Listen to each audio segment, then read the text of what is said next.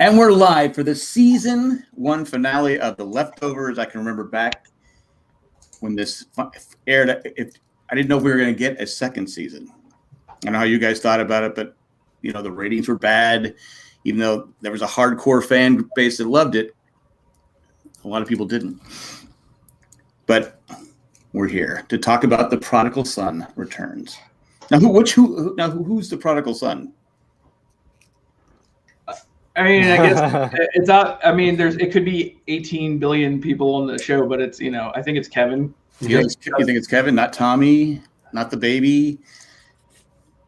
Well, the baby's a daughter. Yeah, I was about to say baby's a girl.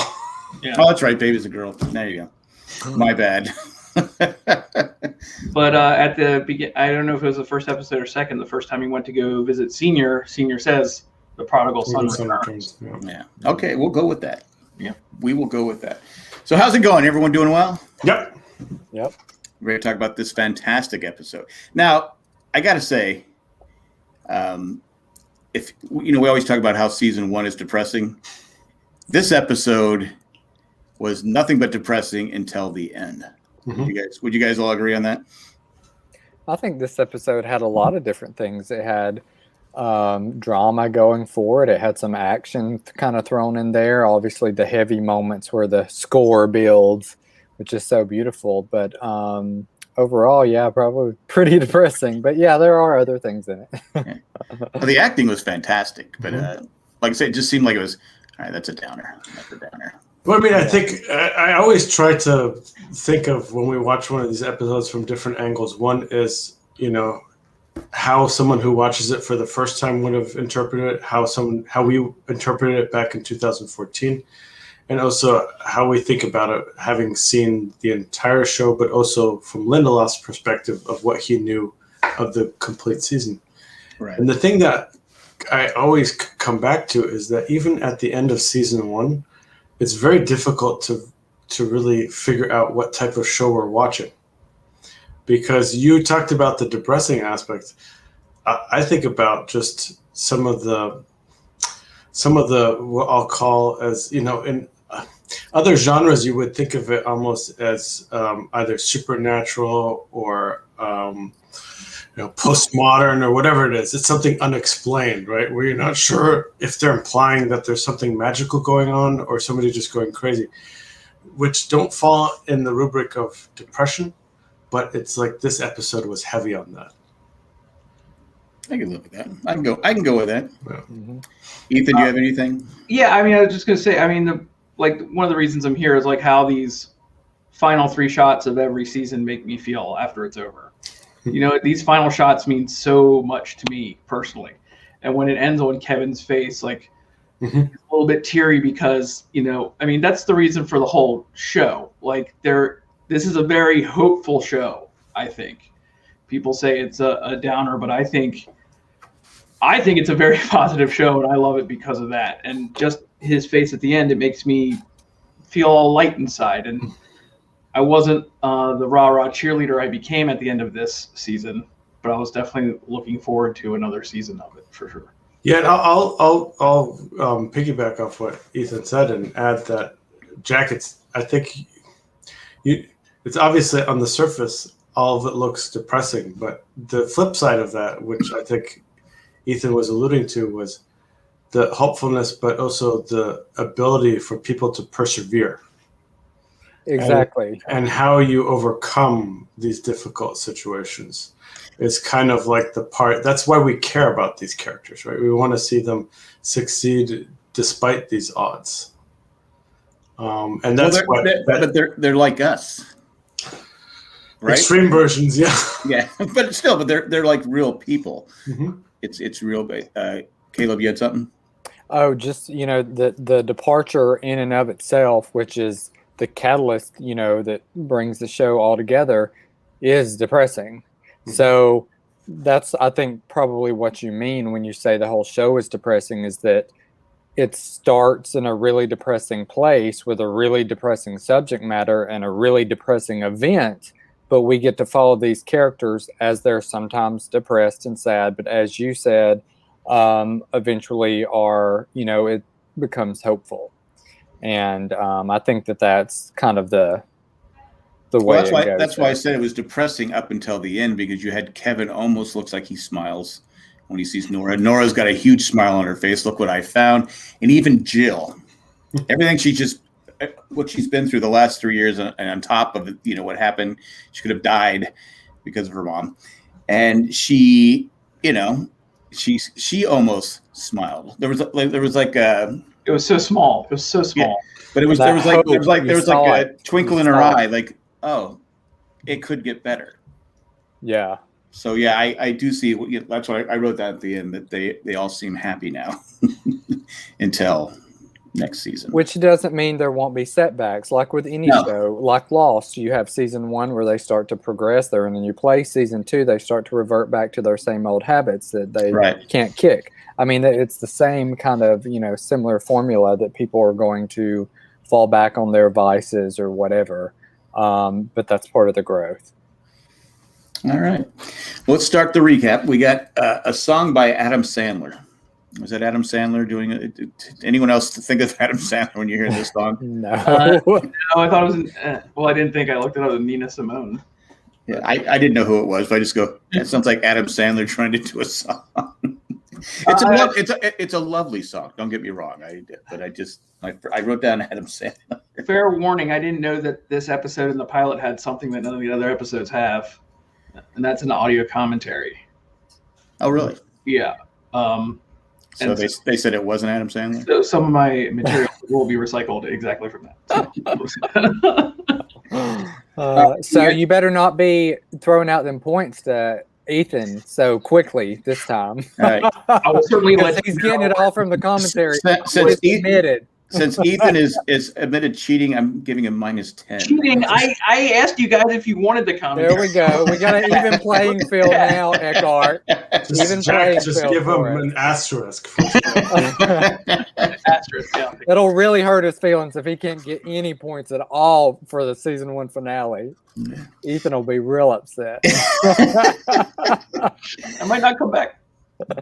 Jill is smoking at the GRs, and Lori sits and takes a cigarette out of her. Now, was she taking the cigarette out of her away from her so she wouldn't smoke, or just to say, "Hey, let's share a drag," or whatever the smoker lingo is? I don't. What was she doing?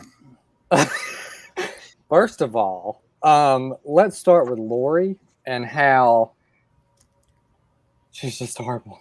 I mean, like, why, the question is, why she, about the cigarette. And it's just kind of like, I mean, I keep falling back on, she's just a bad mother. I don't know what else.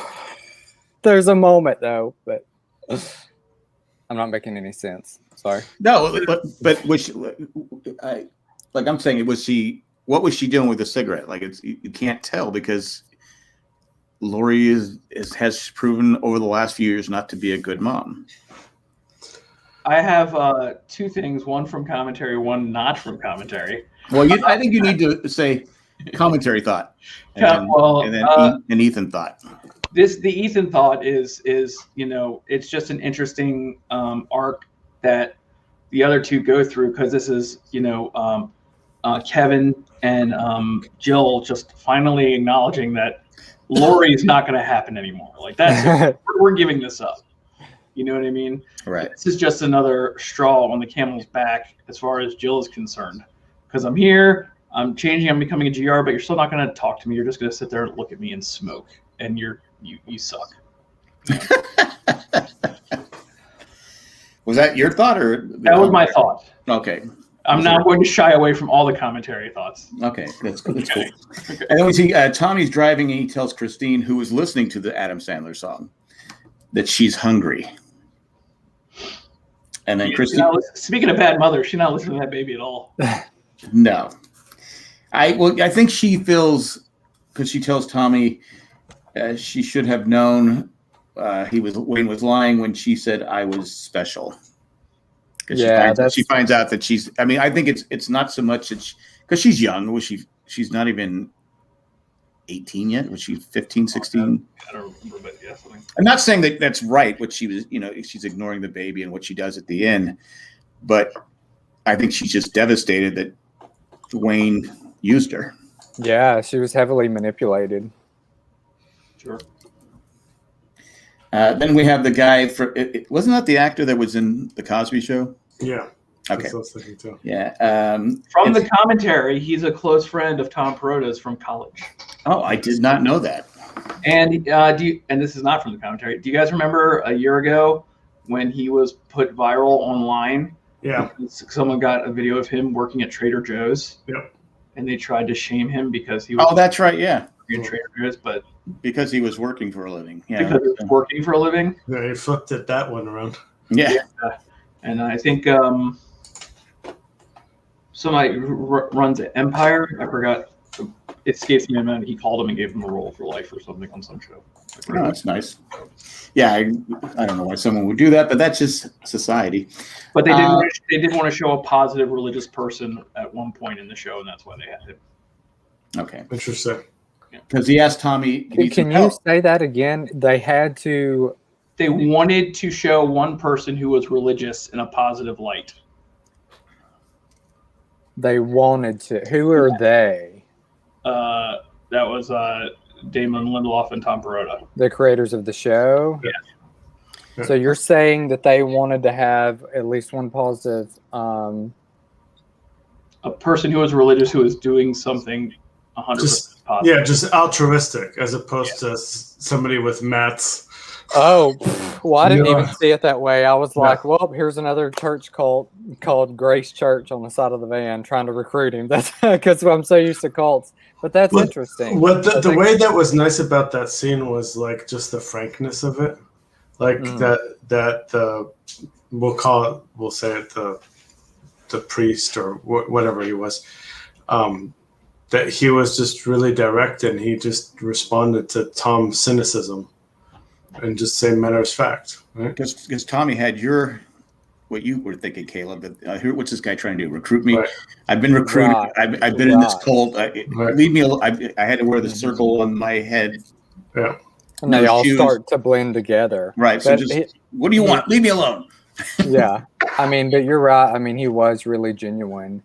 And juxtapose that to how Matt acts the whole episode and forcing Kevin to do like all these religious rituals and stuff. Sorry to jump ahead, but that is interesting that they did choose this episode to use a religious person in a positive light because we get all this other crap from Matt. That's how I feel. And then we hear the baby crying. So Tommy runs to the baby, and Christine has left the baby on a dirty public bathroom floor. Yep. She just lost it. Yeah. Come on. I mean, I'm trying to. The whole world broke. This should have been the Mother's Day episode. Oh, man. But then Jill and Lori talk kind of. Well, they're writing things down. And Meg, I want to. I can't stand someone snapping at me, and it's like, shut up. But you can't say that. It's just like. I put that in my notes about how she's snapping at Lori. It seems like everybody snaps at Lori because Patty was doing it all the time. Great point. And then now you get 2 points for that. Oh, thank you. And now I'm not used to this honor. Thank you. And then now you've lost my train of thought. So -1. Negative those points. Take those back out. No, because you were saying that Lori. Let's see in my notes. Yeah. Everyone snaps at Lori because Patty does it. Right. And then Meg starts snapping at Lori, which I thought was symbolism for later down the road. Okay. All right, I'll give you an extra point because I interrupted you. But it just irritates me. I can't. I know we're not supposed to like them anyway, but that makes me like them even less. Ethan, did you interpret that snapping as the sign that they're showing us that basically Meg is stepping into Patty's role? No, because I personally was still I was still thinking, like, I guess if they're going in a hierarchy that, like, Lori is still in the line. Do you know what I mean? Yeah. It doesn't become this obvious about what's happening with Meg until, like, the last second you see her. So you think it's more of like, hey, where's Patty? We have this planned for today. Why are we not going? So she's just snapping at her like that. You think it's more of that? I think she's snapping at her like that, but more like, obviously Patty's not here. You said the show was still on because I think it was the previous episode, Cairo, the one before the last one, where they said, "Are we still on?" And she goes, "Yeah, still on." Right. Mm. So I think she's like, then Jill arrives. What is all this pussyfooting around? You sitting here looking at your daughter making blue steel poses with her. Come on, we got stuff to do. Yeah. Yeah. But she tells her tonight is not safe. I think she knew how bad it was going to be. And I think a lot of them were thinking, okay, we're going to die tonight. I think they knew the reaction the town was going to have to, how could they not? Because I think she should have done a better job of saying, okay, no, you need to go home. But that would be what a good mother would do. I get it, but it just was like, okay, but stay next to me, Well, I felt like this was the ultimate test for Lori. And I don't know if viewers know that. I don't know if viewers know anything about my story. I know y'all do. In regards to like my husband's parents and being unaccepting and having to get a cease and desist order and things like that. So I know what it's like to be around, family members that choose their religion over or their cult or whatever over their child. And I feel like this is the moment for Lori when she's riding back and forth to Jill saying, it's not safe. And I thought right there is why you're a bad mom, because you let your cult be more important to you than the safety of your child. Done. Yeah, she should have taken Jill, if Jill wouldn't leave, physically taken her home. Yes. And she's really bad at like nepotism, because you need to have your person start on the ground floor, and she's like bumping her right up. She like let Jill get undressed in front of all these adults too. Like that's kind of not to like women can do whatever, but I'm just saying, like, you even saw there was the reaction on Lori's face, like, oh God, everybody's seeing this. Like she had so many times to stop Jill. Yeah, I think Lori even before this episode. I think Lori might be trying to set herself up as the example now too. She's like hardening herself up in front of all the other GR. You know what I mean? Yeah. She probably sees this as an ultimate test of her resolve. I don't know. I just didn't. I think this is the moment, though. It's the key moment where she literally chooses one or the other. And she chooses knowing that there will be consequences and possibly death. Because like you said, I think that they thought that they were all going to die after they did this. I think they thought this was the end. They thought this was going to be the finals. Obviously it was. I mean, you got people shooting people when we'll get there. They had to have known. And she was she's in upper management, right? She knew what was going to happen. She knew what happened to Gladys, right? I'm sure she knew. Well, Meg writes down on that note and says, well, at least y'all will be together. Right. And I'm like, in death? Yeah. She's just going to let her daughter die. Like, you can go be your crazy cult, but when your daughter knocks on the door, you need to shoo her away. Yeah, I agree. Oh, Lori. Anyway, but I think this is, obviously we know she's a bad mom, but this is the moment where she chooses the cult over her daughter, and it's really hard to go back from that. You got to have a lot of growth after doing something like that. We see the GRs on the move, and then we get a music montage, which I thought we have the fake dude cleaning the gutters, which is not Kevin, right? Yeah. Well, that's what I felt. I think I may have brought up in that first episode about the whole gutters thing, because I didn't even know what y'all were talking about. But I thought that, but I remembered that scene of the guy posed up there, and I thought, what if Kevin knew? I mean, everybody in the town would have kind of probably known a little bit about. What if he just knew and picked that story as one off the fly? But that's a good point, because who would say, I was cleaning the gutters? No, but when you recorded the original podcast, it was a moment of vindication for you. I made it a habit to go back to listen to those too. They're pretty entertaining. They're really entertaining. The first time I saw these, I that stuff passed me by. Like I was watching, and I had no idea what it was. And not Jack or me. You go back and you definitely, What about The coins.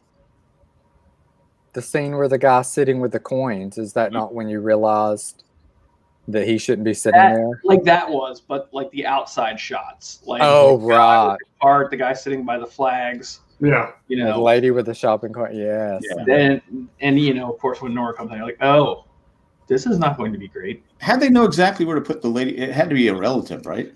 Check this out. Someone that was there with the shopping cart. How would you know exactly where to put the person with the shopping cart? I've got theory too. Well, first of all, one, that's the guy from the shopping cart from the pilot, because when the baby disappears, Was it a guy or a girl? There's Was it a woman or a guy? I thought he said, "Where's my dad?" He said, "Where's my dad?" And what I think it was a woman. Oh, blooper. Was it a blooper? No, it was Maybe, I don't know. a guy in this one. Anyway, they're in the same spot. I think there's records and records and records and records and records about where everybody was when it happened. All right, that makes sense. And I think the GR has been taking notes on everything as well. They have those files of people, and I think it shows locations. I think it shows everything. Yeah, I was thinking about that too, because part of the questionnaire from the federal government probably asks where was the person last, what were they wearing, right? Because I mean, we have to go back and check the flashback of the scene where Nora's family departs. But I'm guessing that those mannequins were dressed identically, right? So that it's, I mean, I hadn't thought about this the first time around, but it's like somehow someone's giving the guilty remnant all that data. Well, they took the photo. But think about it. If the clothing matches the exact clothing of the moment of departure, then that only place they probably get that information from are the questionnaires. Oh, that's a great point. Yeah. But they did put Nora's... Points, please. I'll give you. Well, I was going to give you 2, but you begged. So only 1. That's half. But they did put Nora's daughter in the wrong chair. Oh, that's great. Yeah, because she was on the other side. Well, the two kids were sitting next to each other, right? Yeah. Mm-hmm. Well, that could have been the GR messing up. I mean, they might have got sloppy. I think they were, the general idea was had. Yeah. But Maybe that's how Lori. Maybe that's how Nora. I lose 10 points for that. Maybe that's how Nora explained how the kids were sitting. Maybe could be, but what I was because she turned her back.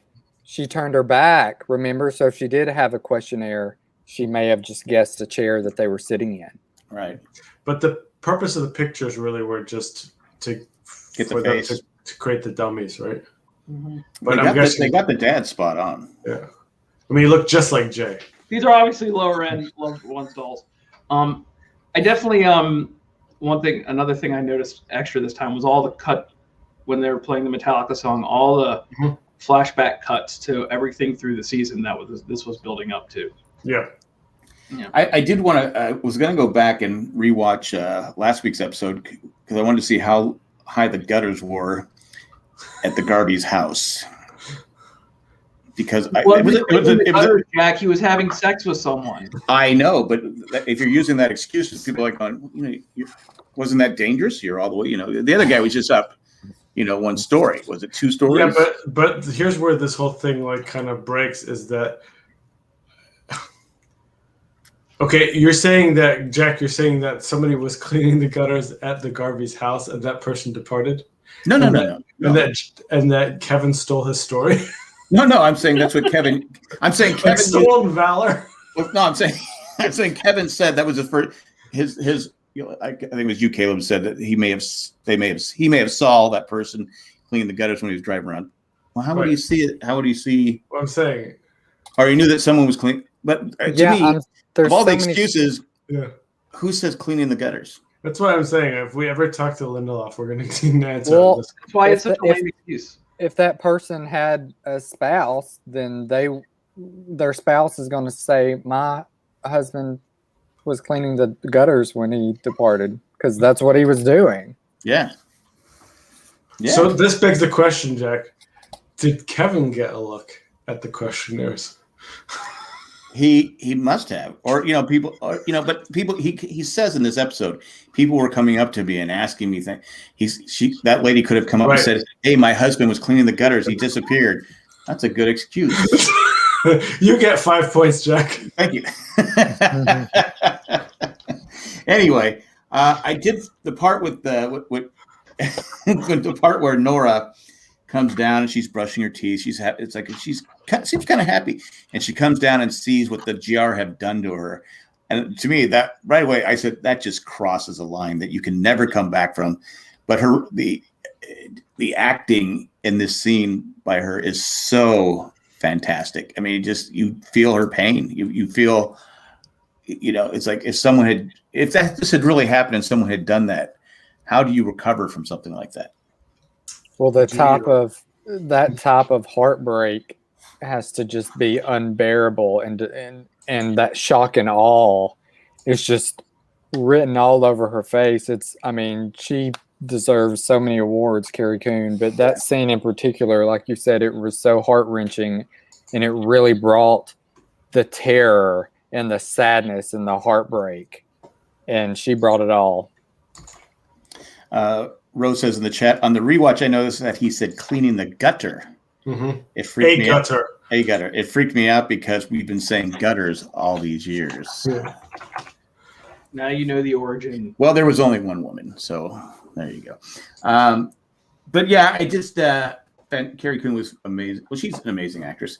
And then we go back to Kevin. He's covered in blood, and Matt arrives, and Matt's all cheery. I mean, if someone called me about someone being dead, well, I don't think I'd be that cheery and that, Well, we're back for my first Sopranos moment in a long time. It's who do you call when you have a body to bury, right? In the Sopranos, it's Christopher on heroin. Here, it's Matt, and it's. I feel like it's the acceptance of Kevin being like, all right, Matt is who my dad called when he was in a really tight spot. I don't know who to call. Maybe Matt will be the person I call when I'm in a really tight spot. Mm-hmm. Well, he does. I mean, he did, and he tells Matt, "What are you doing? You can't touch her. This is a crime scene." He goes, "She killed herself." And he goes, "But who's going to believe me?" He goes, "I believe you." So he closes her eyes, and Well, he has that great line where it's like, "If you do this, we're in this together." And he goes, right. "Well, then we're in this together." And to me, it was interesting because we've seen a few interactions between Kevin and Matt, but they've been mostly Kevin's been much more dominant, and now the roles are reversed, and it really does plant the storyline for season 2 and season 3 really well from this point forward. Right. And Matt says, "Well, I got shovels in my trunk. Hey, let's go get them." And they carry Patty out to a certain spot, dig a hole, and then Matt has him read a passage from the Bible, which is a very moving. You could see Justin Theroux, great acting again. This whole episode had just fantastic acting. And what do you guys think of that scene?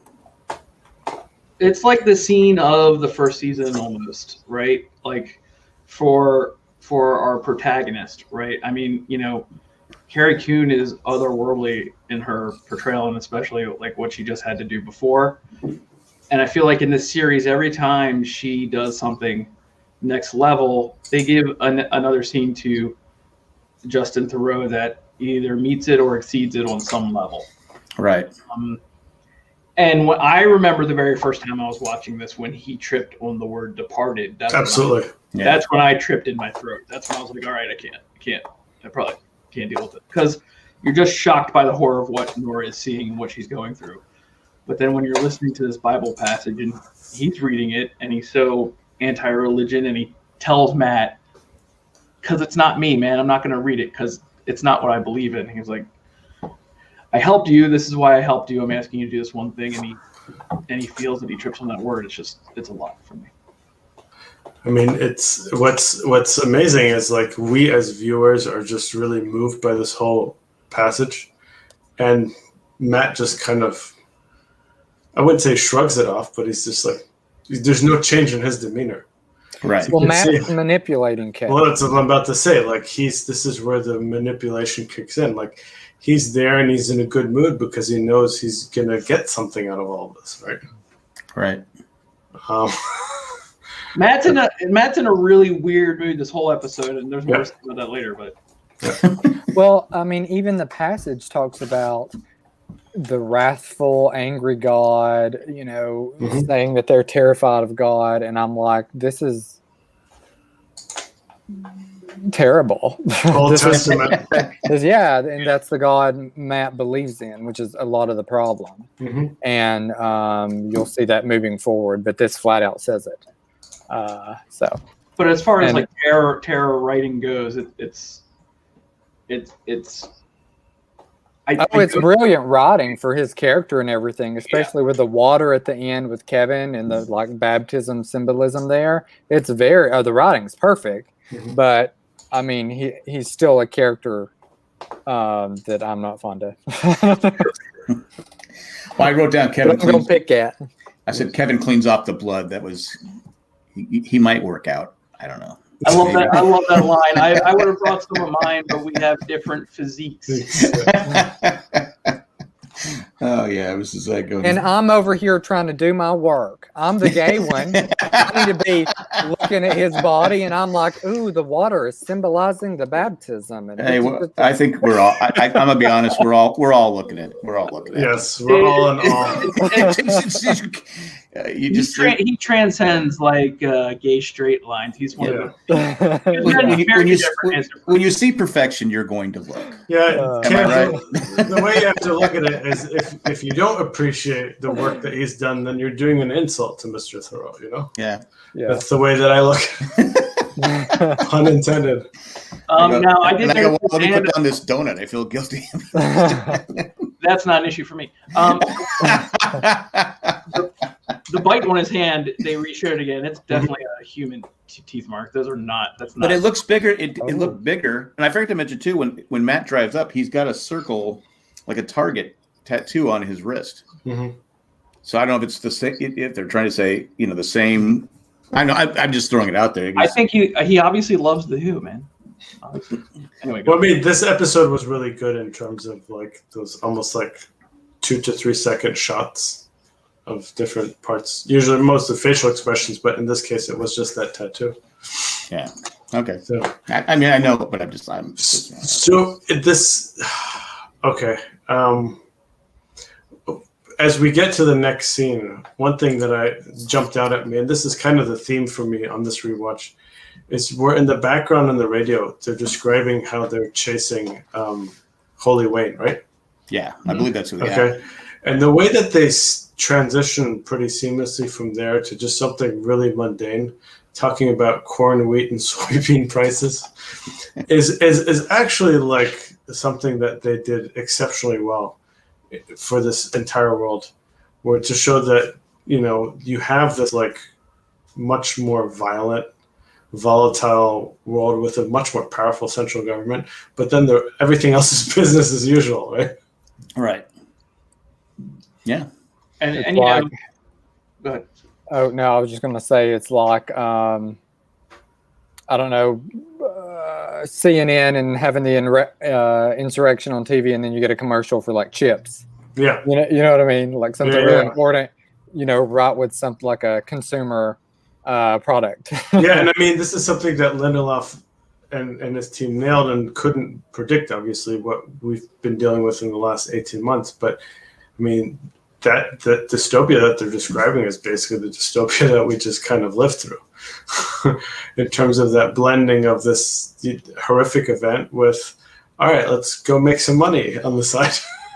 Well, it's like they're saying maybe that's what the GR is trying to say, life shouldn't keep going on. But you were bringing that up. I was watching YouTube, was it today? And there's some murder. I don't want to get into it. But the commercial before was a fun. They're trying to. I'm like going, all right. Do you know there should be an algorithm that says, all right, we're not going to put a funny commercial on where someone has just died and died violently. But I couldn't help it. I was like going, this is just a stupid placement for this commercial. I don't know what the commercial is about because I was like going, this is just stupid. I hate to bring this up, but it kind of locks in with what we're talking about here. Is my wife was talking about how much she used to listen to Casey Kasem, Oh, the dog dying. And there's an audio clip of Casey Kasem losing his S over the fact that that he had to dedicate a song to a dog who just passed away, but it's coming out of an upbeat song. Yeah, same kind of thing. It's exactly what I was thinking too, Ethan. Yeah, totally. So, anyways, now Kevin wakes up. He's in the car. Well, I like how he's sitting there, and you can see him in the mirror, the side mirror of the car, and they're showing him, dozing out to sleep. And when I first saw this, I go, "What a dick Matt is!" He said, "We're in this together. You're taking him to an asylum, and they're pepper spraying, and they're just beating the crap out of him. We didn't know this was a dream first time around, right?" Yeah, and this is what I was kind of hinting at, in the sense where this is one of those scenes where you get to the end of this season and you're still not sure if this is a sci-fi fantasy show or something else, right?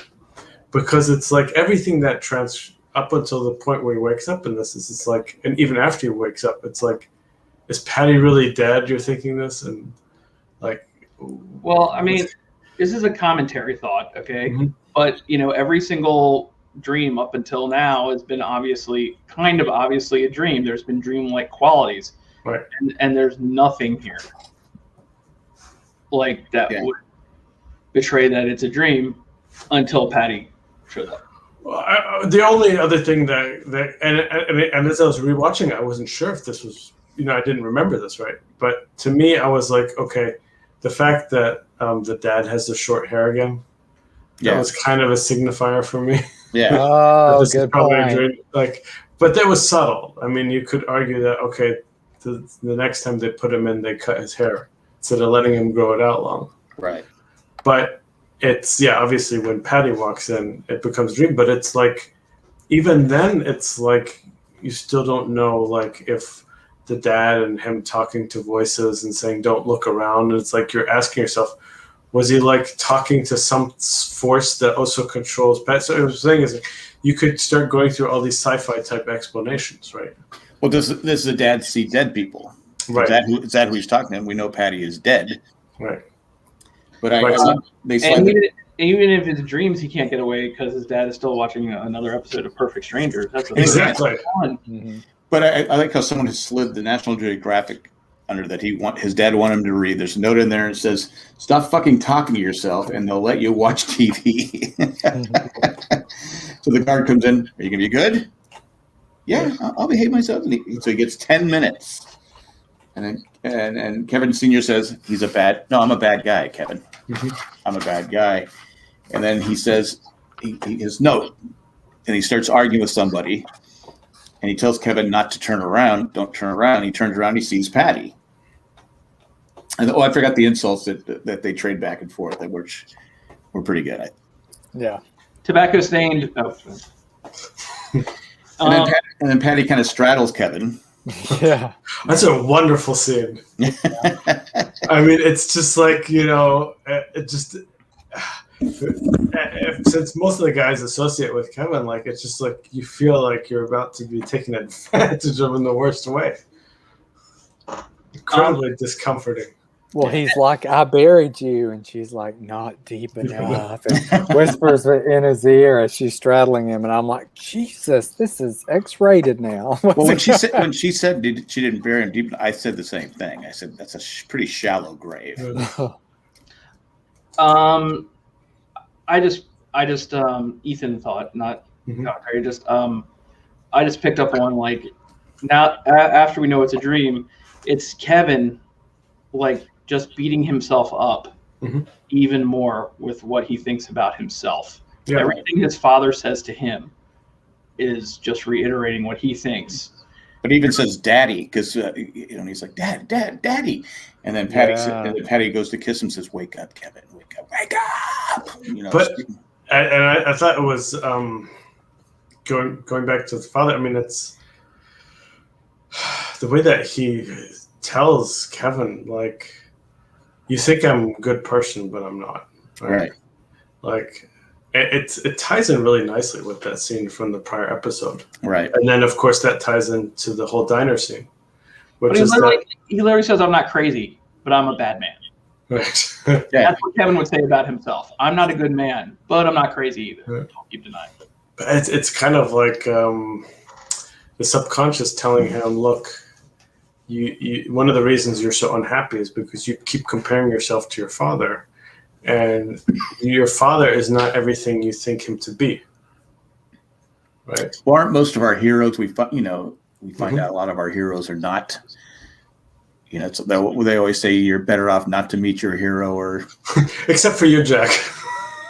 In my case. I was just going to say that's when I was so let down that I met Jack. Yeah, it is a downer. Well, Jack is the exception. But I met Jay once too. Yeah, I'm sorry. That one was obvious. I mean, disappointment before and after. Well, Kevin wakes up. He's still in Matt's car, but Matt wants a cheeseburger. How about a cheeseburger? Are you hungry? I mean, Caleb's onto something in terms of like, we just buried somebody, but I'm hungry. So tired. A lot of but dating. Matt is just feeding off Kevin's dependency. Right. Isn't that something you'd say, Caleb? Yes. Well, he wants to know what Patty said before she killed her. So he's like, Well, he wants to know if her soul got saved. yeah, I guess. Maybe. And the way he's like, and now that you mention it, like the way he's like plugging him for the information. Yeah. Yeah. You know. Well, I mean, it's fascinating. Let's talk about that. He tells he doesn't. First of all, Matt doesn't care what psychological state Kevin's in, right? No. And that Kevin's like hesitant, but he keeps pushing. It's like someone said here, Matt has his own agenda. Yeah. And Matt says specifically, if she wanted to deliver a message by cutting her own throat, I'm pretty sure she'd be confident you'd receive it before she did. So what did you understand? And then he goes, why we didn't go, why we're still here. And then Matt says, tell me. And then he just keeps opening up. And it's actually, I mean, again, tying into Caleb's theory, I mean, he keeps feeding more and more off Kevin's guilt and remorse here. Well, because doesn't he tell Kevin, you're a good guy? I helped you because you're a good guy. He says, no. He goes, before it happened, I wanted to be free. I wanted out. I didn't want to be married anymore. I didn't want to be trapped with my family. Yeah. Mm-hmm. Yeah, I mean, it's interesting. Like, if we think about it, what's happening in the diner is the equivalent of like the confessional booth, right? Right. But instead of, there being some sort of separation there's Matt like talking with cheeseburger in his mouth. It's good, but it was good. It's delicious. And he's sucking the information out of Kevin. He's sucking the confession out. Because Kevin even tells him I was with another woman at the time, and he goes, so she just disappeared? What'd you do? Because I thought it was going crazy. It's just. And that's one of those things where it's like it's making my mind turn now because it's like. He's not a priest or a friend at that point. He's just another like kid next to him in a locker room. Right. I mean, so excited to disappear. Holy shit. That kind of thing. Yeah. No, you're absolutely right. Like he has no religious qualities to him, as he said. But that's probably what made it so effective. Right? But then he also says he went to Jill's school and both Tommy and Jill were there and they were happy to see him. They were, and I think that's when he starts realizing I do have something, like his dad told him, stop. Well, I can't remember what his dad said. Basically, was like, shit or get off the. You have something special. Don't they even splice in a brief flashback in this scene where he's remembering seeing Jill and Tommy? Maybe I've already noticed. I missed it if they did, If I don't. Did you confirm that, Ethan? I'm sorry. No. I said I don't remember if there was. Okay. I don't think they did because I was writing in my notes that here is a prime example of Kevin telling a story and us just believing it, whereas they could have showed us all this. But it wasn't necessary because we believe Kevin and we understand the story. Right. You know what I mean? And I feel like this episode did both. Right. You saw a little bit of the guilty remnant. You saw, Matt come to help Kevin. And you're gonna, have a lot told to you just from Nora's, dialogue. But I think this is another situation where you have the telling and not showing. And you really believe Kevin because everybody saw the departure happen to the same people at all the same time. So we know that happened. Well, I was gonna say something on departure to the same people at the same time. One thing the writing is brilliant here is he talks about they go back to the house. Laurie had already gone home, and then verbatim goes, and she was different. I mean, I think we all were, but I just wanted to be with them and I wanted to hold them. And then I started to lose them one by one, in the sense that the departure is not just the event on the 14th, but it's everything that happened from that point forward. But I was going to say, do you think Kevin? Because I think Kevin realized at that point when he sees his two kids, and they're happy to see him. Oh my God, Dad didn't depart. We're still now. We just got to find Mom. You know, we're all together. But when they get to the house, Laurie is different. Laurie, if Laurie had been okay, we're all happy. We're all together, right? And we know that Laurie, you know, she had a baby and it departed. Yeah. She never express that to anyone. So if Laurie is in a good mood and happy that they're all there, would Kevin be better off today? Would Jill be better off today? Would Tommy, would they have been, would the departure been a good thing for the Garvey family? Potentially, because they all seemed, the way he's describing it, we were all happy. I realized what I had. But he gets there and Laurie's just like, whatever it is. But it's also important to put it in the context of before the departure, Kevin wanted to depart, right? Yes. I mean, that's why those weird women pull over the car. They're like, hey, aren't you coming with us? Yeah. And he doesn't react. That's his ambivalence speaking there on the screen. So, I mean, he goes from having wanted to depart himself to, you know, realizing what he has. And obviously, Laurie goes from obliviousness to realizing she lost something, right? Right. But I just think it could have been better if Laurie should have shared what happened to her. Yeah. I mean, she's a psychiatrist. She should know that opening up is better than keeping it in. Yeah, but that's the whole oxymoron of Laurie, right?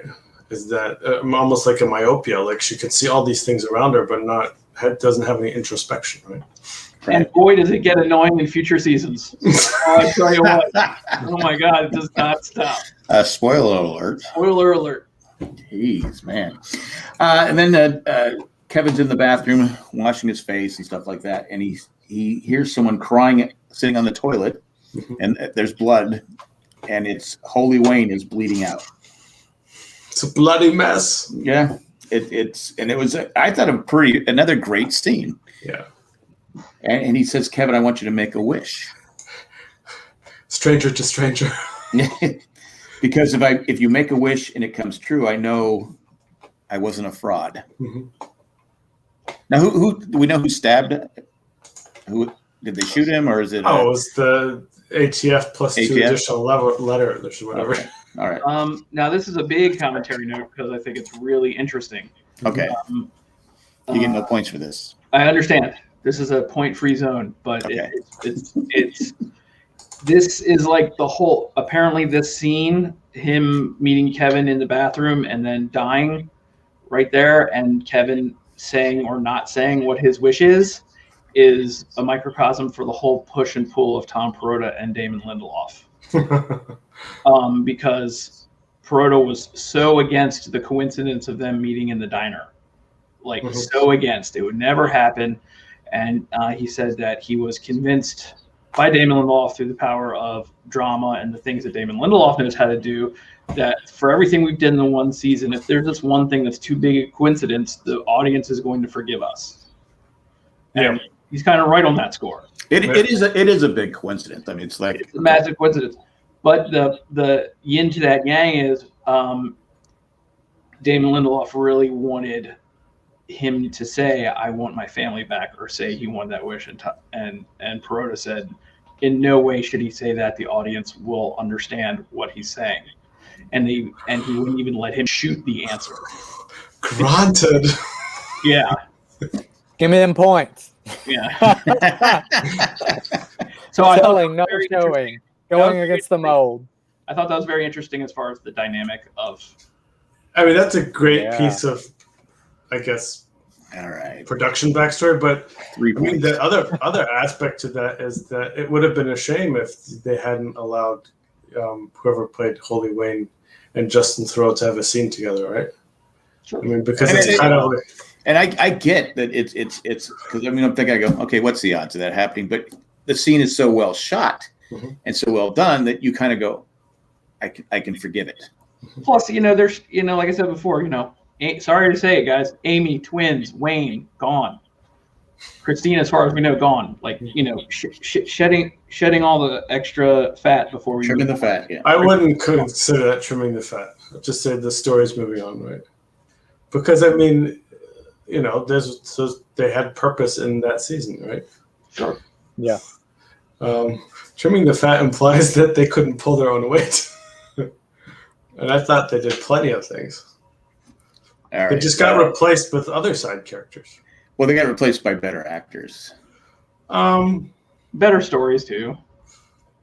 I mean, if you can add a Regina King sure, but to an already great cast, I mean, that's I mean, I thought nothing against the twins. I thought the scenes that Holy Wayne had were phenomenal and probably on par with anyone, if not better than the people that they added in the later seasons. They were, but his story couldn't go any further. That's the right. But I still object to calling that trimming the fat. No, I was Same with Amy. I was saying the twins mostly. I retract it. I retract this. I agree with Amy. They all had their purpose. It would be like saying Amy Lost was trimming the fat when it got rid of ABC. Juliet or anybody, that didn't matter. Anyway, go ahead. Oh, yeah, they trimmed the fat way late, and like almost near the final season. Kidding, I'm joking. That's when they decided to trim the fat. You're saying Juliet was trimming the fat? Whoa, she was making lunch for Sawyer. Moving on. Anyway, so the ATFEC comes in. Is that who it was? Yeah. And they slam Kevin down to the ground on the dirty public bathroom floor. They slam Wayne down, but he's already dead, right? Kevin just kind of looks at him. Then he's been asked questions by them, and Matt goes, "Can he go now? He's a cop. He's a something. police." Matt is lawyer as well as priest. Yeah, and he goes, "You're a cop? Why don't you tell me that?" He goes, "Well, he goes, yeah, you can go. We're good here." This is really the beginning of Kevin really not wanting to identify himself as a police officer. Mm-hmm. Mm-hmm. He doesn't want the leadership, the things that go along with that. Now this next, that's You're right, Randy. Yeah, Nikki and Paulo. How dare Ethan mention now who were Nikki and Paulo in the Leftovers? I'm trying to think. I don't remember those two characters. Dennis and Lou. Moving on. I like how the cops said about Wayne. He was like, when Kevin asked, the cop was like, "Oh, he's just another asshole who thought he was God." Yeah. Right. And I'm like, see, we had a clue to this earlier in the season when the two other agents were like, "Oh yeah, he can heal people, and also he's got a thing for underage girls." And it's like, okay, yeah, fake. We know what he really wants. And so this was just, another confirmation. What he really wants. There's a lot of him out there, a lot of Holy Wayne. So a lot of people take advantage of these types of situations in real life, and they pry on people's wanting something more than they can have or whatever I'm trying to say. But there's just people out there that will take your money and not give a shit about it and just move on. And was Wayne that guy? The people that managed him were. Yeah. Yeah, and I think this placebo effect, that's real thing that happened to Kevin too. He needed to let all that out with Matt at the diner, right? Nora needed that hug to be the first barrier into any kind of moving on. So, but then Matt's driving. They're driving away again. Okay, this scene. How far were they away? That's the music he was playing. I said elevator music, but it's "Wake Up Early and Dream." So what's fascinating about this scene is, and I'll have to research this, but I'm pretty sure that they're driving over the Tappan Zee Bridge. Okay, and that Tappan Zee Bridge is north of New York City.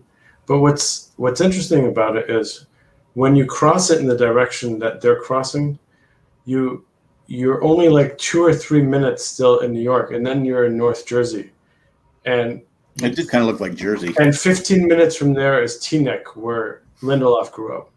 Oh, really? So there might have been a bit of, like, he might have slipped in a bit of homage there, because we don't know exactly where Mapleton is. It's fictitious, but most likely they wouldn't drive over the Tappan Zee Bridge if they're coming from North New York to get to Mapleton.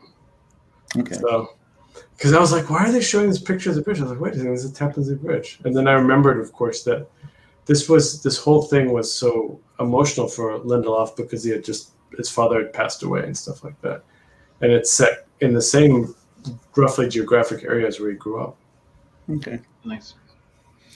And then they get into town, and the GR are going crazy. They're being killed. Now, was that the woman shooting the gun? Was that the mom? With the baby, The baby, The yeah, baby from the very beginning. And she's just, okay, you pushed me too far. Yeah, her nerves are shot. Well, she probably got into her car and saw like a fake baby Sam in her car. Yeah. With the And window the down. window's still down, yeah. Oh, you guys. Hey, I said, Eckhart yeah. deserves a point for that. All right. I'm going to give him 2. Thank you. How about that? There's chaos in the streets of Mapleton. And I'm not pro-violence, but I have the townspeople that are just, I understand it. Yeah, But the GR we talked about earlier, they were fully prepared. They knew Yeah. that this was going to strike such a nerve, that this was the most disrespectful thing in the world to do to somebody who's lost somebody. Right. They know that. They want the reaction. They want them to remember, even if it costs them their lives. Yeah, and I think, what's interesting about this the way that they designed this cult for the show is it really does combine, a traditional cult with the Westboro Baptist Church, right? In the sense that I think we could say with some clarity that the whole purpose of this event in the show was to obviously upset the townsfolk, but also as a mass suicide, right? Right. It doubled as 2 things, right? Yeah. That the GR were preparing to die in order to remind everybody of what they lost, right? But they don't really commit suicide. It's almost like Gladys, where Gladys was stoned, knowing she was going to die, right? Well, it's even, yeah, it's weird. It's almost like, the closest thing that comes to mind is it's almost like kamikaze bombers, right? Right. Exactly. Yeah. It's almost like suicide bombers in that sense, right? Yeah. It's not like drinking the Kool-Aid, where Jonestown, where they exactly. Mm-hmm. And that's why that whole scene is so hard for us to process, right? We have to talk it through here. Yeah. Well, yeah, but obviously, there's one guy who decided to do the Buddhist monk situation in the house, right? Right. Yeah. Sit and let himself burn and all that. So, but even where they go, where Kevin finally finds Jill, it looks like she was, aware of what was going on and was just purposely lying there in order to die from smoke and inhalation. That was my interpretation when I watched it. Well, I think we'll get to that in a second. Meg is obviously beat up, and Matt's like, "Are you okay?" Okay, and Kevin has no sympathy for her. Right. It's No like she sympathy. wants to be hurt. Yeah, she goes, We wanted them to remember they remembered, and I think, like we're saying, that was their final act. We got the townspeople to remember. Now we're going to die. We're willing to die. And the GR's getting the crap beat out of him. Lucy's in the middle of the mayor's in the middle of the street, and she goes, "You're right, Kevin." because he tried to tell her in the first or second episode, first episode, they want to provoke a riot or action, a fight.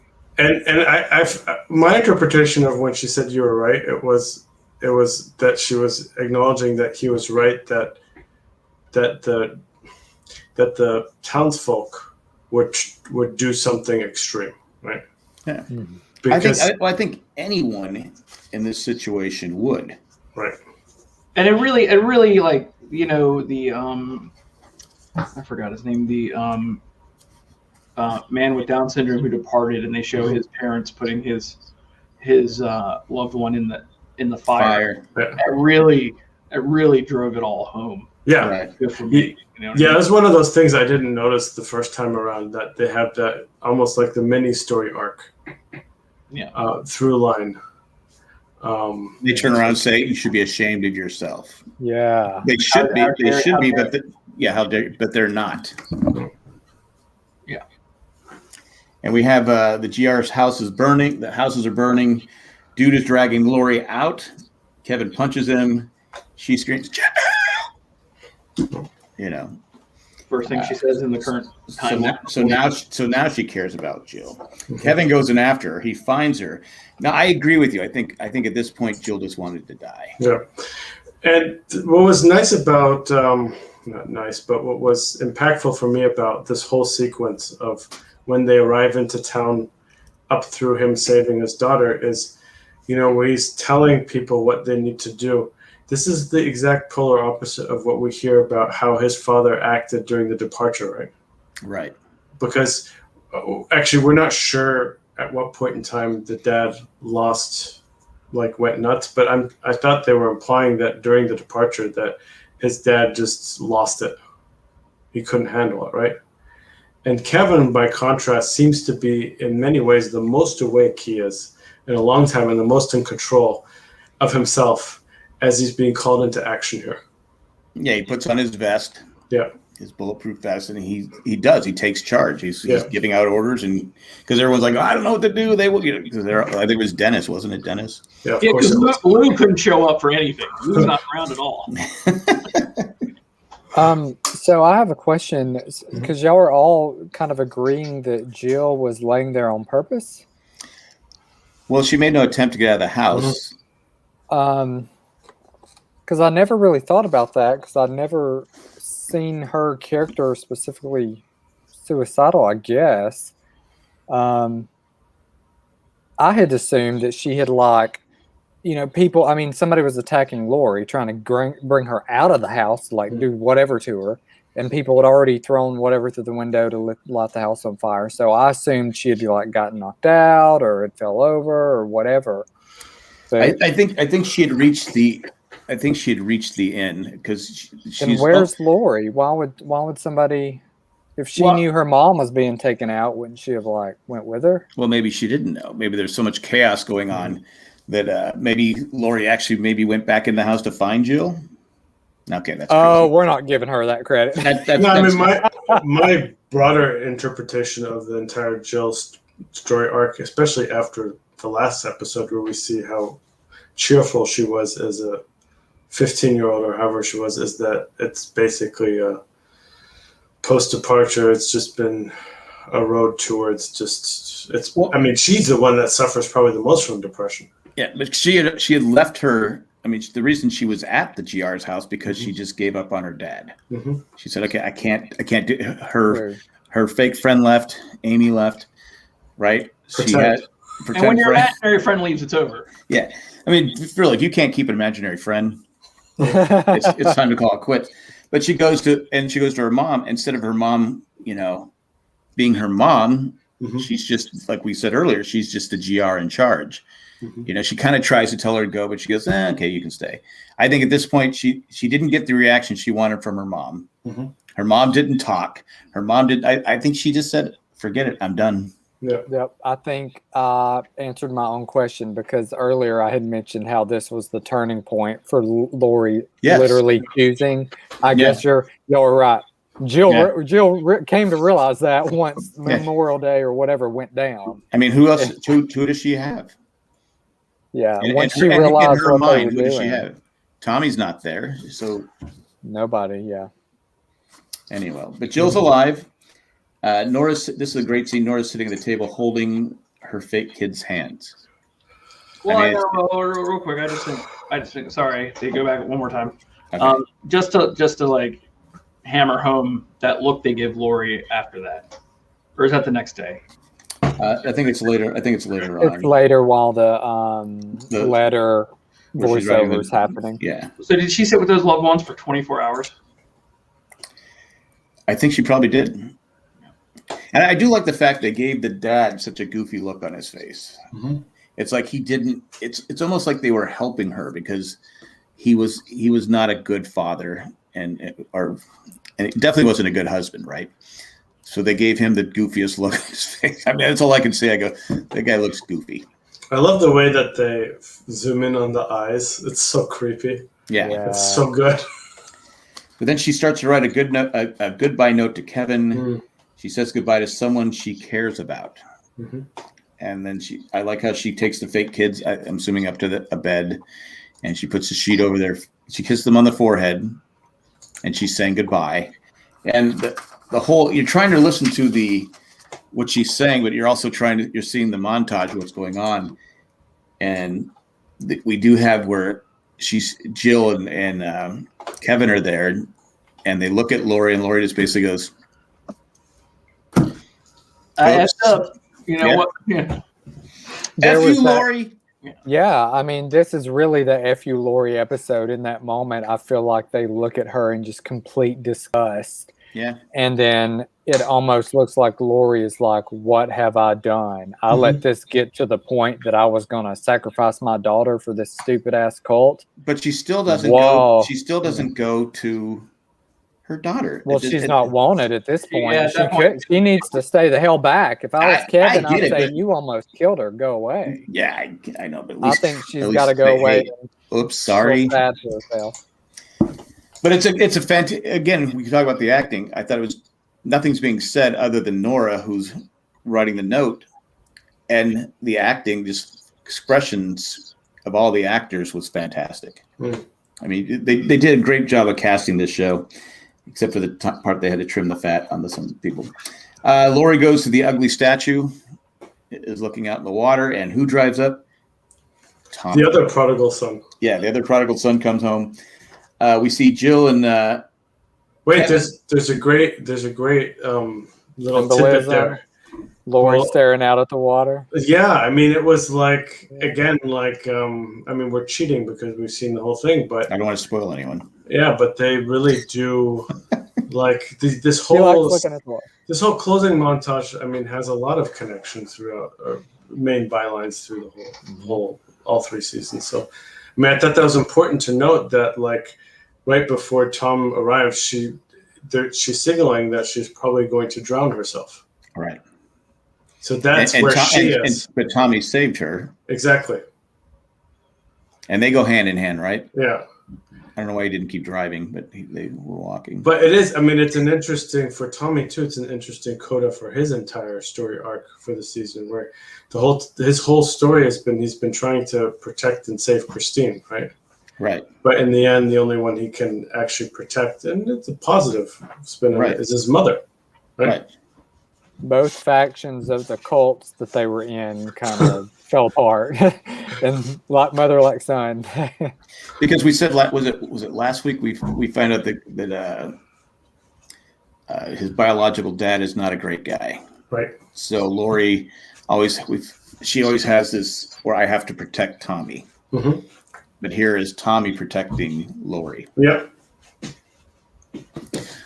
I do like that Jill and Kevin are walking hand in hand, and their dog comes up. Yeah. Still has a rope around him. He comes up.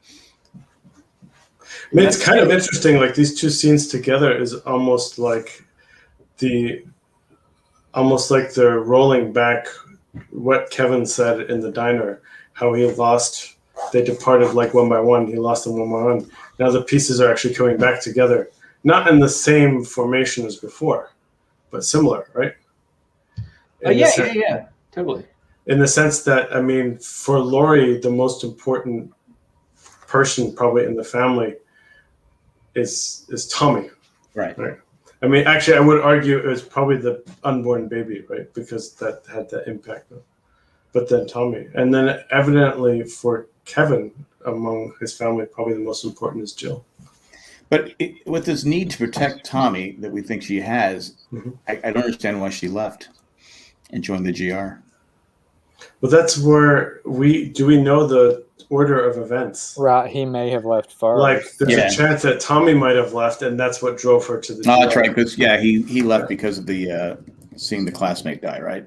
And Tommy and Lori having such a close relationship, he may have been like, Mom, what is it? Like, I can tell you're affected by this more than others. I can tell I mean, you're a therapist. You're hearing all these stories about what happened. Like, are you okay? And the fact that she like is maybe remains silent. Tommy's like, can't talk to her. I'm out. I got to do things on my own. Right. But we move on. Coming up with all the ways Lori failed. Yeah. What fun. We could have a whole episode on that one. Nora goes to Kevin's house to leave the note, and she finds Christina and Wayne's baby. Well, we're gonna talk about the note, like the actual note she wrote. The note that they set up to be like, this is a suicide note, but then they changed it on you at the last minute to not be a suicide note. Yeah. Like, did anyone not think it was a suicide note the very first time you heard her start to write it? Well, I mean, I for sure thought it was. She said she was a coward, though. There's a lot of things she said. I mean, I was watching the scenes and trying to hear what she was saying too. But yeah, I could see that. But then she finds the baby, and she's got a big smile on her face. Yeah, and the way they drop out, like the music and the sound when she just is walking up and it's just her, like, and finding the baby. That's another. But then Kevin and Jill walk up, and we see they're kind of staring. She goes, "Look what I found." Jill, like we said, had a twinkle in her eyes. Like, for the first time since we see her in that flashback, she seemed happy at that moment. Kevin was kind of tearing up, but he seemed happy, and obviously Nora seemed happy. And it's such a good moment. I feel like them walking up, Jill and Nora had their problems in the past, and I feel like you said with Jill with the twinkle in her eye, I think this is another, like, not necessarily fill the mom role, but just like, here's another person we can trust. Wow, right. What a relief that is in this crazy world that we live in, that here's somebody here at our doorstep, or, whatever, that we're... Again, like, and again, I hadn't thought about this until now. Kevin describing what happened to him right after the departure and how he went to get the kids and came home, and he assumed Lori would be happy, but she was different, right? This is almost like a course correction to that, right? Ooh, right. Good point. Yeah, that's a great point. Yeah. Nice. But I would like to talk more about that letter. Great point to get you points. No, I mean, it was to me. I mean, you focused, Jack, on the asking if we thought it was a suicide letter, or Ethan might have said that. Ethan said it. One thing that actually really was a real gut punch for me was in the middle of the letter where she admits that she realized maybe she was fibbing here, but where she basically says that she was pretending to be happy that she got past it, right? Right. And in the sense that it almost lessens for me then the strength or the power of that scene that she has in New York City with Holy Wayne, where that was just such a release moment. Right. And then that the way that from that point forward, like, she stops doing all these things, those habits that she had, the fact that she wasn't carrying the gun around anymore, the fact that she was direct about everything, and that all of that either was an act or it was unwound by the breakfast table scene with the dummies, right? But I remember I talked about it when we had the episode where she's got the bulletproof vest and she's got the prostitute shooting at her. I said, do you think that she was hoping they would mess and kill her and take her pain away? Because, like I said, I've never fired a gun before, and I don't care how close I am. Odds are I could mess and hit him, it'd be a headshot or whatever. I mean, Jack, when you talked about the episode being depressing, I would say actually some of the things that she wrote in this letter were probably the most depressing of all, beyond even the violence in the street, where she says, I mean, this was the person that up to this moment we as viewers see as she's our favorite because she's direct and she seems strong and she just does things. But where she says, I'm beyond repair, maybe we're all beyond repair. Yes. Yeah. And it's that line. I can't go on the way I'm living, but I don't have the power to die. I mean, these are really depressing lines. Right. And sense of hopelessness. But I have to move forward to anything, right? So it's It really got me when she said, "I want to believe that I'm not surrounded by an abandoned ruin of a dead civilization. I want to believe that's still possible to get close to someone." Yeah. It's like in her mind, she already knows what an abandoned ruin of a dead civilization would look like. She's holding on to that for later, maybe. I mean, I'm thinking about that, Ethan, in terms of foreshadowing, right? Well, it's kind of, yeah. I mean, we're all in agreement that, like, what she says in this letter, and we're kind of getting into spoiler section now, really does go through until the end of season 3, right? Right. I mean, you could basically jump forward to the last few scenes of season 3 and, continue from where this letter left off. Well, since we're the GR, I think made a mistake. What they're trying to get people to remember, I don't think people forgot. Mm-hmm. They're just trying to move on. And you have, like Nora, it basically says in the letter, "Yeah, I was faking it. I never forgot." I don't know how you could. Again, I've said 1,000 times. How can you lose your whole family, especially 2 young kids, and still go, "Okay, I'm going to go on," in the way that it happened, that can't be explained. I mean, I think the whole point of the show is, and I mean, it's just saying you can't. It just lessons and you use coping things to help move through life. It doesn't go away. No, I mean, there obviously there's tragedies that happen, but but this is one where you go, you don't know what happened to your family. Yeah. But that was the episode. Yeah. And it was a good one. Yes. A really good one. They were all good. Yeah. Do we have spoilers? The season starts and ends with a baby. Yeah. That's not a spoiler, but it does. Let's see. I put a couple things in red here as we were talking. This will not be the last time Matt helps someone try to bury a body. Mm-hmm. In the Leftovers season 3. Well, he's got some experience. Yep. And I found it really interesting. Like, I bumped on this time that Kevin wanted to leave before the departure. It's like exactly what Erica wants to do in season 2, right? That's right. Yeah. Yeah. Oh, good point. I like that.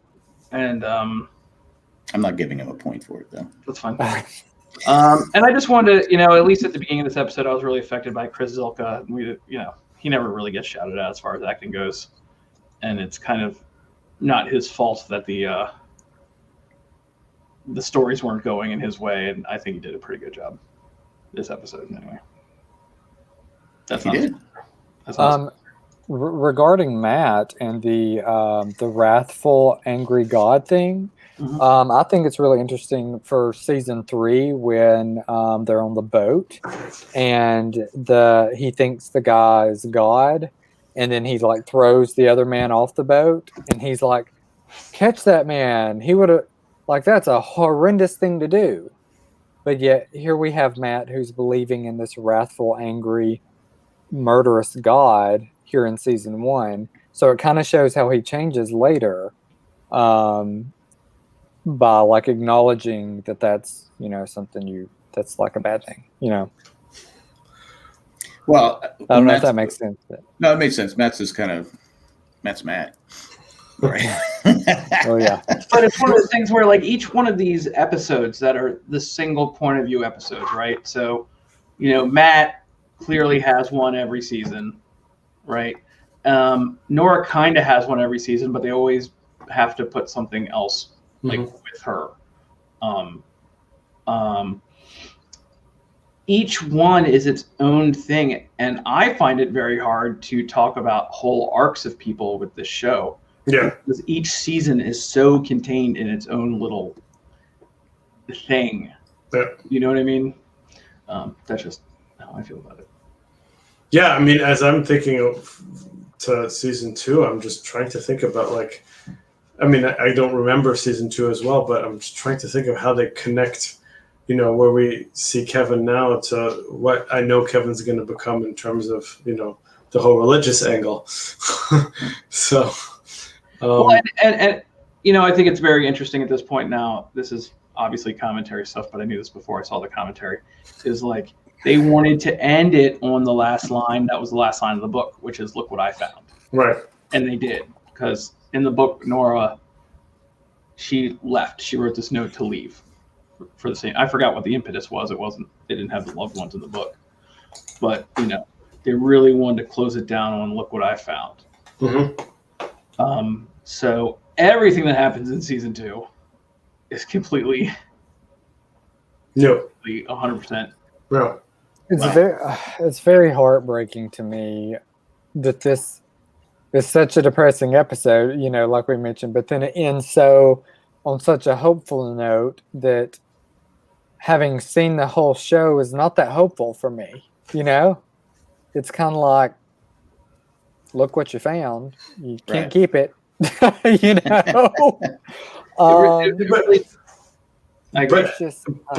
have to think about it at that moment in the show, right? And it's incredibly powerful because a few, probably 2 minutes before that, she writes in her letter, "I found them, Kevin, right where I left them, right where they left me." And so you juxtapose that with "look at what I found," and it's kind of, it does start to unwind some of that.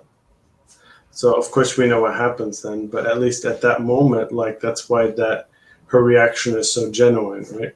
So genuinely positive, right? Yeah. So, God, I'm gonna miss Lou. That's all I'm gonna say. The two things that popped up while we were watching this is because of the way I feel about the end. So hopeful is it really twice. It reminded me of the Shawshank Redemption for some reason. Once when Kevin is screaming, "I'm not supposed to be in here," that's full Shawshank with the fact Andy's in prison. But second, the end of that movie makes me feel the way the end of this season felt. Do you know what I mean?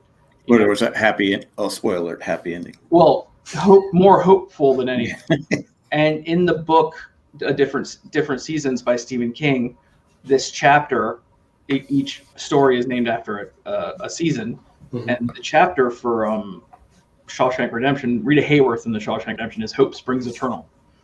And that's a comparison I thought of while I was talking to you guys, and I just wanted to share it. And nice. Awesome. Still no points, but that's cool. Hey, here's what gets points. These are from a friend of mine from 4 or 5 years ago. She sent me Tupperware tops. Oh, wow. Yeah. She sent me a whole set of leftovers Tupperware. Nice. That's perfect. For my leftovers. Okay. All right, we're going to give your friend 15 points. She gets 15 points. She's great. She also got me my autographs for Pete Townsend and stuff. So she's cool. So, I mean, something that I thought we can do as we end season 1 here is we can all say, one thing in terms of, as we rewatched, like what's the one thing that jumped out on us, since we've all watched this once before, at least. For me, it was definitely you guys opening up this whole situation where Lori Tommy is her beacon, is her light, is her top, and everyone else can pretty much go f themselves. Her constant. Her constant, if you will. Yeah. And that's thanks to you guys. I didn't even pick that up on rewatch. So, Caleb?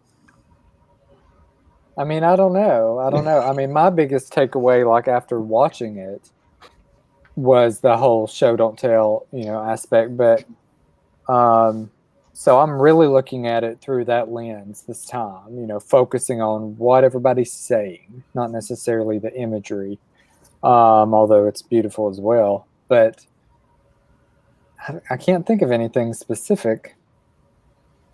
Yeah, for me, the main takeaway, and it happened early on as I was watching this, was just the way that they do portray how civil society responds to a mass event like this, in particular, how the federal government became more powerful, right? And I'm by no means an anarcho-capitalist libertarian or any of this stuff, but I thought they did such a masterful job of showing just the raw power, but also coupled with the cynicism of the people that work within the machinery. It's scary, actually, how well they did it. So that was my big takeaway. Mine is I'm always quick to brag about seasons 2 and 3. Season 1 is very, very good. It's up there. I mean, I think it's because season 2 and 3 is what it just kept getting better and better. And I've always said season 2 could be the best season of television in the history of television. But then they came back with season 3 and I said, okay, that was really good too. But you kind of forget about season 1 being so damn good. And this whole rewatch, these 10 episodes, I go, okay, it's probably, I'm not going to say it's as good as season 2, but it's close. Yeah. And I don't think I ever would have said that before. I think I now know what I would like to say. Okay. My biggest takeaway probably is the scene, Nora's episode where she goes to the conference. And they're at the conference and it's just, they pass by and what you're hearing. We had a really long discussion about that next room and the person talking and how they were talking about when major events happen on a global scale, people are quick to turn to religion or other things. And if that's left unchecked, it can be disastrous. And for me, I thought that was really, I don't know, it really stood apart for me this time because I see similar things happening in our, real life. Yeah. Oh, yeah. Yeah. It's way too close. I mean, that's almost coincidental, right? Because when that came out in 2014, they couldn't have predicted what we would go through in terms of COVID. But to me, actually, Jack, a secondary point that stood out, which I really should have mentioned as my first point, was on rewatch. I was amazed at how good just all the second tertiary actors are. Right, we talked about it in the Matt-centric episode, how good that local bank manager was, right? Right, yeah.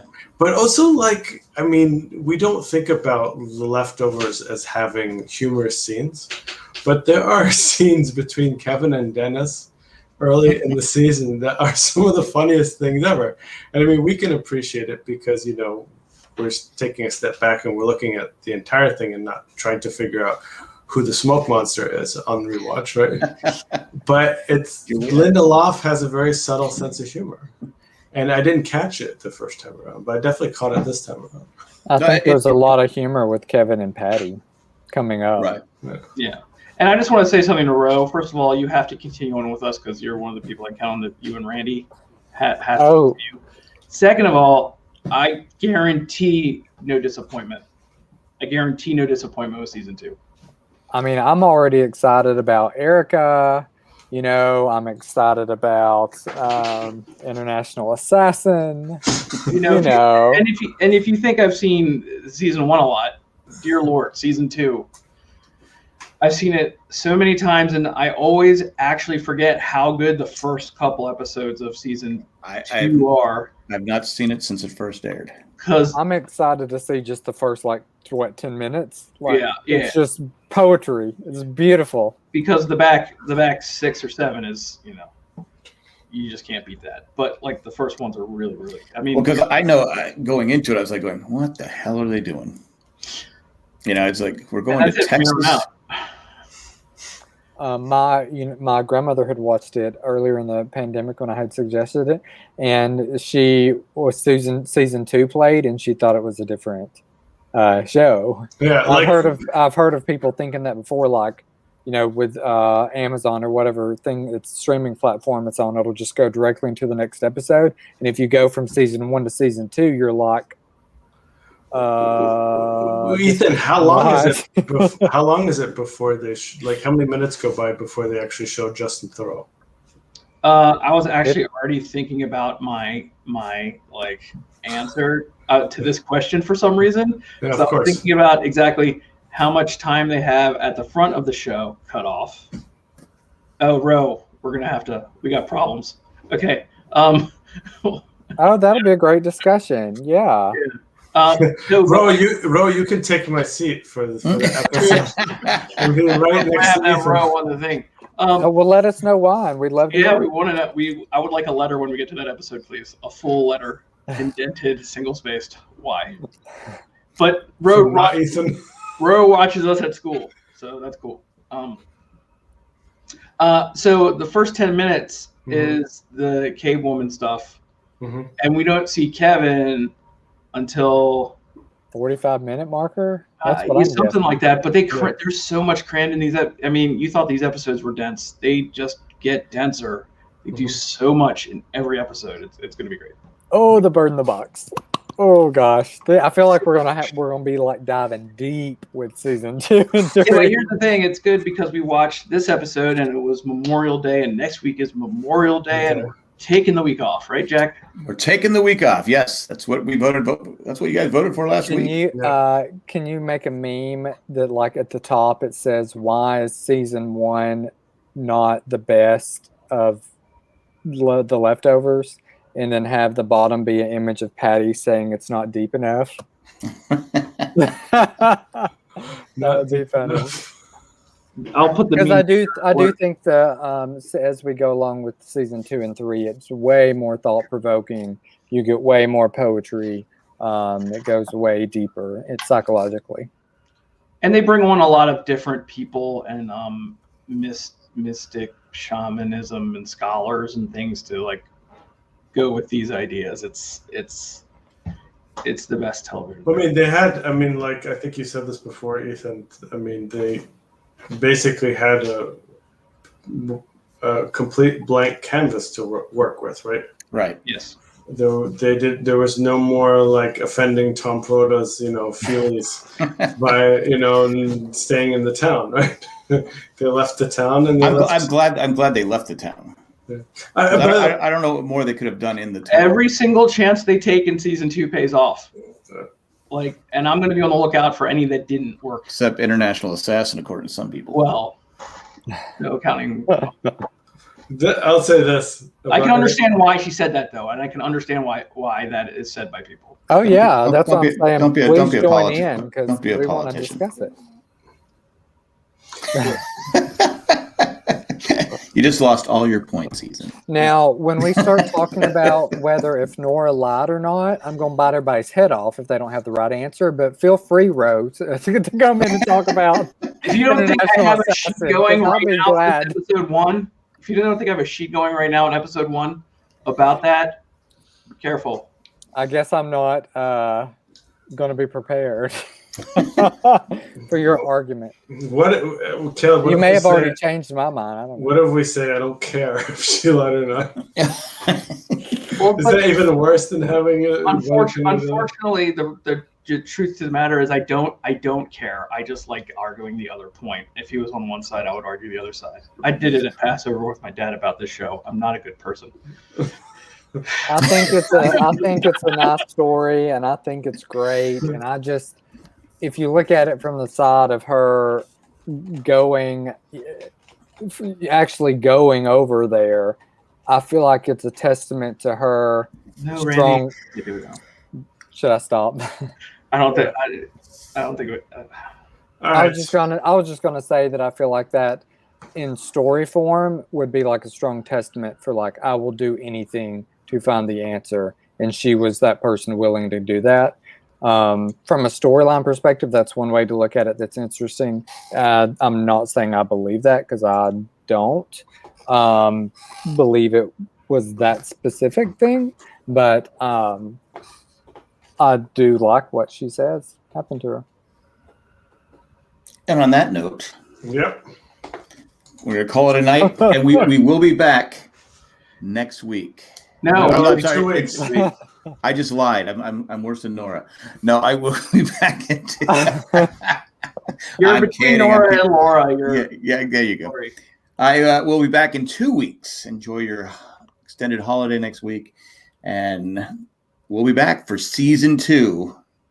And hopefully, it doesn't disappoint Ro, who doesn't like International Assassin. So maybe I hope she's disappointed by season 2. Right?